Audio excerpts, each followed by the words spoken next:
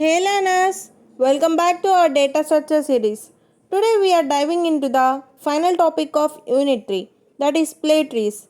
Yep, the last one for this unit. Let's wrap it up strong. So what exactly is a Splay Tree? It's a self-adjusting binary search tree. Whenever you access an element, it's brought right to the root. This way, frequently used elements are always easier to reach. Why bother with splay trees? Well, imagine you are searching for the same element multiple times. Splay tree adjusts themselves so those frequently accessed elements are closer to the root, making future operations much faster. Now here's the secret sauce, splaying. This is the process of rotating nodes to bring the accessed element to the root. Think of it like a VIP pass for the node. Every operation in a splay tree involves playing, for instance, insertion and search. Insertion means add an element using binary search tree rules, then splay it to the root. Search means find the element and you guessed it, splay it to the root. It's like saying you are important, so move to the front.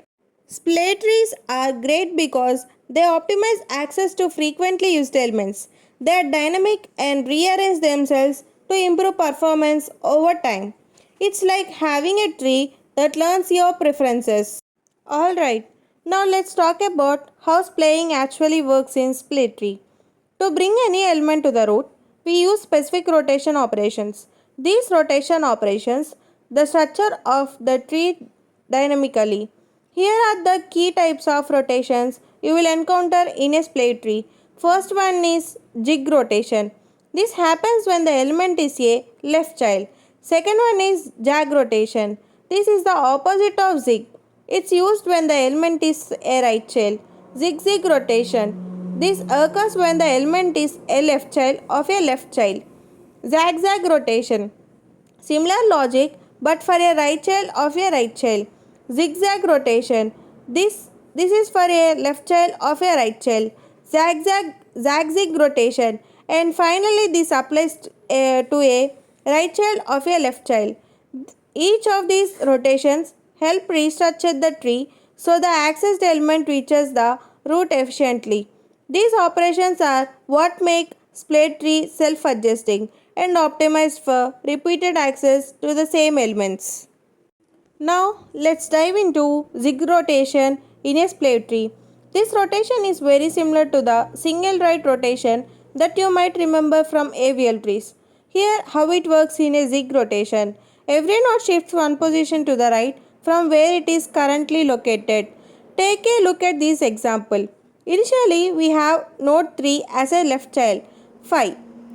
After performing a zig rotation, node 3 becomes the root and the rest of the tree adjusts accordingly. This simple shift helps us bring the desired node closer to the root, optimizing future operations. The zig rotation is straightforward but essential for restructuring the tree efficiently. Next up is the zag rotation. In a splay tree, this rotation is comparable to the single left rotation in avial trees. Here how it works. In a jag rotation, every node shifts one position to the left from its current location. Look at this example. Initially, the node 5 is the right child of 3. After performing a zag rotation, node 5 becomes the root, while the other nodes adjust accordingly. These operations ensure that the accessed node moves closer to the root just like with zig rotation, but now in the opposite direction. Simple yet effective in optimizing tree operations. Let's now explore the zig-zag rotation in a splay tree. This operation is also called as a double right rotation. Here how it works in a zig-zag rotation. Every node shifts 2 positions to the right from its current position. Let's take a look at this example. Initially the node 2 is the left child of 3, which is itself the left child of 5. After performing the zig-zag rotation, node 2 becomes the root node, while the other node adjusts accordingly, maintaining the binary search tree properties. This double rotation is crucial when the access node is deep on the left side of the tree, allowing it to efficiently reach the root in one combined step. Next one is the zag-zag rotation. in a splay tree is known as a double left rotation. In this operation, each node moves 2 positions to the left from its original position. Let's consider the given example. We begin with the splay operation for the node with the value of 6.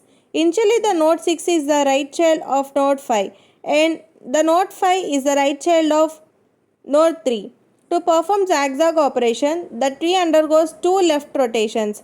First, the subtree rooted at 3 shifts to the make 5 the root. Then a second rotation places 6 as the new root. After these rotations, the final tree structure is transformed. Node 6 becomes the root, while node 5 becomes left and 3 becomes the right. This transformation ensures efficient access to recently accessed node while maintaining the binary search tree properties. Such rotations are integral to the self-adjusting nature of splay tree. The next one is Zig-Zig rotation.